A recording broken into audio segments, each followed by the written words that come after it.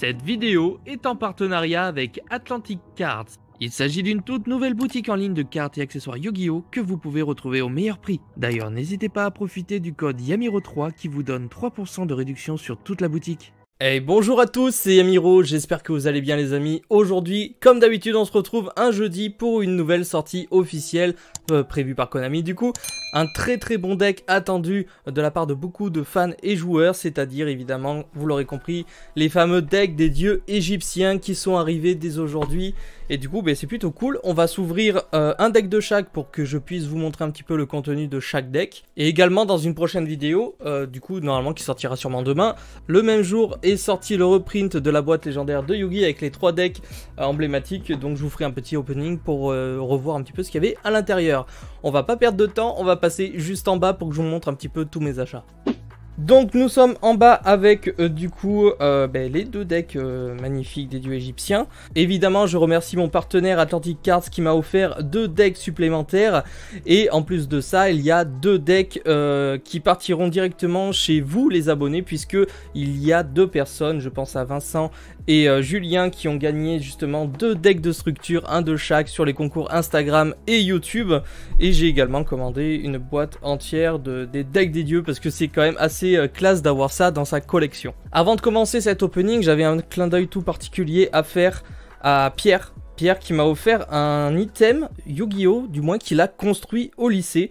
Et j'ai trouvé ça vraiment tellement adorable, tellement classe. Voilà, c'était un projet qu'il a fait au lycée avec, donc ça c'est en aluminium. Après il a fait des soudures et autres. Et en plus, hop, il est lumineux. Bon là on le voit pas parce que malheureusement il fait jour. Mais normalement si je le pose, tac, voilà, donc il fait de la lumière, donc dans la nuit c'est vraiment très classe. Et je tenais juste à faire un grand big up à Pierre puisque c'est vraiment adorable de sa part. Il me l'a envoyé, c'est une très belle pièce que je vais garder en décoration. Et du coup un grand merci à lui. Alors du coup, pour l'ouverture des decks, donc à l'intérieur on va retrouver comme d'habitude nos fameux petits tapis de jeu qui seront du coup malheureusement les mêmes dans chaque deck. Donc je trouve ça un petit peu dommage, un petit peu too much, mais écoutez, c'est pas très grave. Et puis de toute façon il n'y a pas beaucoup de joueurs qui jouent avec des tapis comme ça. Si vous voulez vraiment vous faire plaisir, n'hésitez pas surtout à acheter le Playmate qui sortira très bientôt. Du coup, on va commencer ni plus ni moins avec le deck Slifer, puisque c'est un que je préfère honnêtement. Et on va voir un petit peu le contenu à l'intérieur. Donc c'est EGS1, du coup, l'intitulé du deck. Ok, donc on a évidemment Slifer en ultra. Croisement d'âme, la toute première magie rapide qui va apporter un petit plus à l'archétype, enfin du moins à l'engine dieu. Durant la main phase, immédiatement après la résolution de cet effet, invoqué par sacrifice un monstre bête divine. Lorsque vous le faites, vous pouvez sacrifier un ou plusieurs monstres contrôlés par votre adversaire, même si vous ne le contrôlez pas. Mais si vous invoquez par sacrifice de cette façon, appliquez cet effet. Jusqu'à la fin du tour, après la résolution de cette carte, vous ne pouvez activer qu'une carte ou effet par tour sans prendre en compte les effets des monstres bêtes divines. Donc c'est ni plus ni moins une carte magique qui va nous servir à sacrifier les monstres de notre adversaire pour invoquer nos dieux égyptiens. Je vais quand même passer en revue les nouvelles cartes des dieux égyptiens puisqu'il n'y en a pas énormément. Donc celle-ci c'est Attaque de la Force du Tonnerre qui sera la première carte en support pour Slifer. L'activation et l'effet de cette carte ne peuvent pas être annulés. Si vous contrôlez un monstre dont le nom d'origine est Slifer, le dragon céleste, détruisez autant de monstres face recto contrôlés par votre adversaire que possible. Puis si vous avez activé cette carte durant votre main phase, vous pouvez appliquer l'effet suivant, piocher un nombre de cartes égal au nombre de monstres détruits par cet effet et envoyer au cimetière de votre adversaire. Et aussi vous ne pouvez pas attaquer vous ne pouvez attaquer qu'avec un monstre ce tour. Mais rendez-vous compte, si on arrive à placer ce combo, c'est très fort. On peut en plus augmenter l'attaque de Slifer en ajoutant des cartes dans la main, c'est incroyable. Ok, donc nous sommes sur le premier monstre qui s'appelle le Chercheur Millénaire. Un très bon monstre en support à 4 étoiles, monstre ténèbres. Nous aurons la première super rare qui sera Bête Divine Ultime. Ok, donc vous voyez, là ça va être pour défausser des magies pièges. On va pouvoir faire quelque chose derrière, ça va être assez cool. C'est quoi celui-là? Tails, ok, j'ai l'impression que c'est un nouveau monstre, Elf. Enfin, du moins je le connaissais pas. Ok, donc c'est un monstre en super rare. Le réacteur Slim, première réédition, puisqu'on l'avait dans LED7, si je dis pas de bêtises. Très bien. Le plumeau de Damarpi, oh là là, il est en super rare. Les amis, il est en super rare le plumeau, ça c'est vraiment quelque chose qui sera cool à retrouver. Normalement il est dans chaque deck donc c'est plutôt cool. J'avais peur qu'il soit en commune, ok. Donc derrière nous aurons énormément de rééditions, donc je vais passer assez rapidement. Nous avons Fracas, Barbaros, le roi des bêtes, Renard à 9 queues, le chasse-ciel fantôme, garde des cartes, très bonne carte, le corbeau à griffes Caligo, pardon, mais c'est très bon pour le deck aile noire, tortue électromagnétique, Fracas le guerrier magique des ténèbres, bouc fantôme, Arima le garde malfaisant qui était monté un petit peu en cote, c'est une carte qui était dispo en super rare dans SR04, qui en a 3 dans le deck, d'accord, il y a 3 cartes dans le deck, très bien.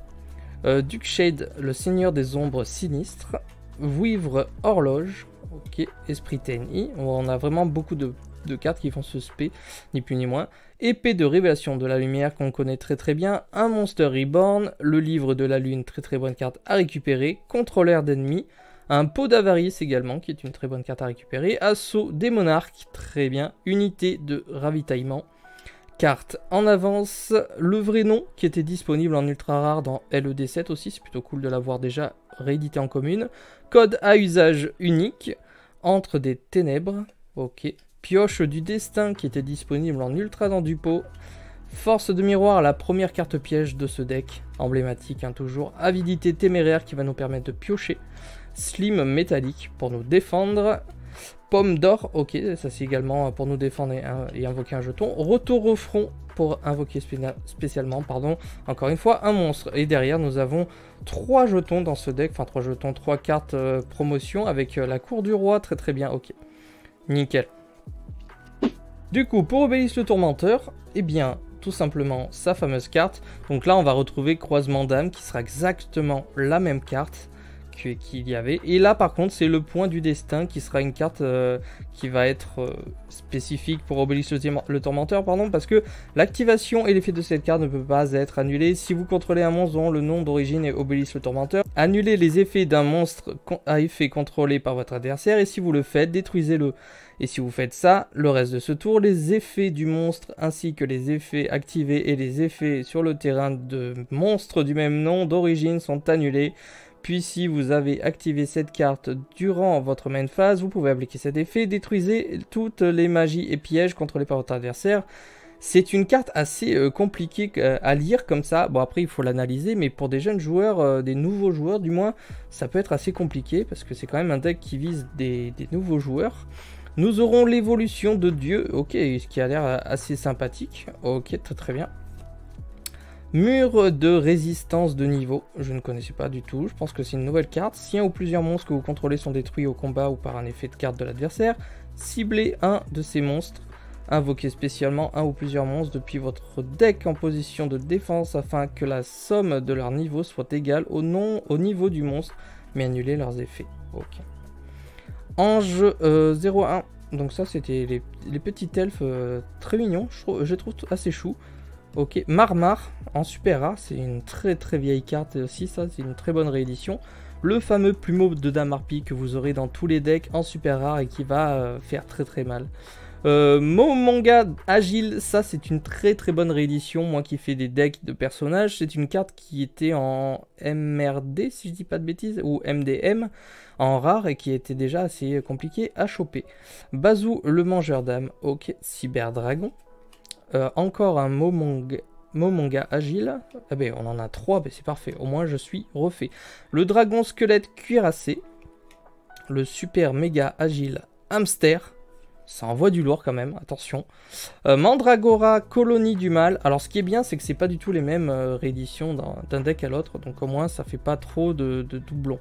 Tigre photon, en plusieurs fois, ok, en 2 fois. Salamandra, colonie du mal. On a un disciple de rat à nouveau réédité qui est ultra présent ces derniers temps. On en a même 3 dans ce deck, c'est impressionnant. Dragon démasqué, ok. Castor agile. Sorcière condamnée. Alors, nous avons le premier Gizmek Yuka. Ok. Le Gizmek Makami. J'ai l'impression quand même que les rééditions du deck Obélisque le Tourmenteur sont peut-être plus intéressantes. Vous me direz en commentaire ce que vous en pensez. Contrôleur cérébral. Ok. Monstre Reborn. Capsule d'une autre dimension. Un joli pot d'avarice, très très bien. Double invocation, même double invocation, qui est une très très bonne staple à récupérer. Les lances interdits, Graal interdit et tenue interdite. Unité de ravitaillement. La tempête des monarques. Appel de l'être hanté. Duplication des clones. Force de miroir de la noyade, qui est une très très bonne piège. Et c'est tout pour ce deck Obélis, le tourmenteur. Et voilà les amis, c'est déjà fini pour cette présentation des decks des dieux égyptiens. Je pense sincèrement, de mon point de vue personnel, que le deck Obélis le Tourmenteur a l'air quand même assez plus complet au niveau des rééditions qu'ils ont mis, au niveau des communes du moins. Après ça reste vraiment grosso modo la même chose et je sais ce que vous me dites déjà, c'est que malheureusement c'est des decks des dieux égyptiens et à l'intérieur on a 5 cartes de dieux égyptiens, enfin même 4, c'est assez compliqué. Alors oui, il y aura du support dans la cour du roi qui a été annoncé, qui sortira d'ailleurs le 8 juillet, mais c'est vrai qu'ils auraient pu en mettre un peu plus dans les decks de structure. Voilà, si ce deck de structure évidemment vous intéresse, n'hésitez pas à aller checker les liens de mon partenaire, tout est en description, donc vous pouvez vous procurer les decks. Il y en a encore bien sûr de dispo et en plus le jour J, vous avez toujours le prix précommande, c'est ce que Atlantic Cards souhaite faire en ce moment et du coup n'hésitez pas à les encourager. Vous avez les codes promo Yamiro 3 et Préco Yamiro pour les précommandes qui sont effectifs toujours, n'hésitez pas à aller les soutenir. Et puis moi je vais prendre du temps pour aller trier tout ça, c'était super cool et n'hésitez pas à me dire tout simplement ce que vous pensez de ce petit deck et si vous allez l'acheter ou si vous l'avez déjà acheté, voilà tout simplement. On se retrouve très bientôt pour l'ouverture du deck légendaire de Yugi, qu'on regarde à nouveau un petit peu ça. Je vous laisse là, c'était Yamiro, ciao les potes.